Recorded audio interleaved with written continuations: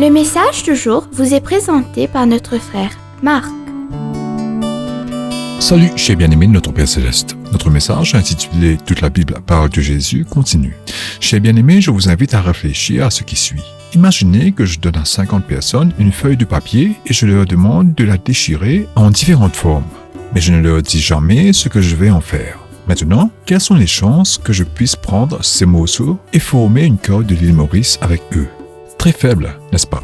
Si je réussissais, la plupart des gens penseraient que c'était un tour de magie. Mais chers bien-aimés, c'est cela le miracle de la manière dont la Bible a été assemblée. On a tendance à croire que le Nouveau Testament parle de Jésus et l'Ancien Testament d'Israël. Mais ce n'est pas vrai. Hier, nous avons cité Luc 24, verset 27 pour le prouver. Jésus expliquait ce que les Écritures disaient à son sujet. Et ces Écritures venaient de l'Ancien Testament. Le Nouveau Testament n'avait même pas encore été écrit.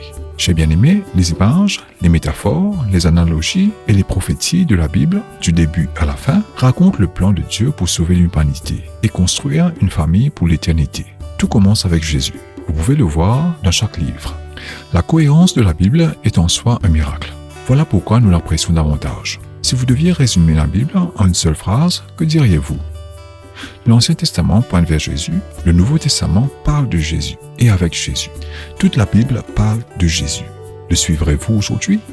Souvenez-vous, la Bible affirme qu'on ne peut entrer au ciel qu'en ayant confiance en Dieu par son Fils, Jésus-Christ. Vous ne pouvez pas mériter le ciel par vos propres œuvres. C'est par la grâce que vous êtes sauvés, par le moyen de la foi. Et cela ne vient pas de vous, c'est le don de Dieu. Ce n'est pas par les œuvres, afin que personne ne se glorifie, dit Éphésiens chapitre 2, versets 8 à 9.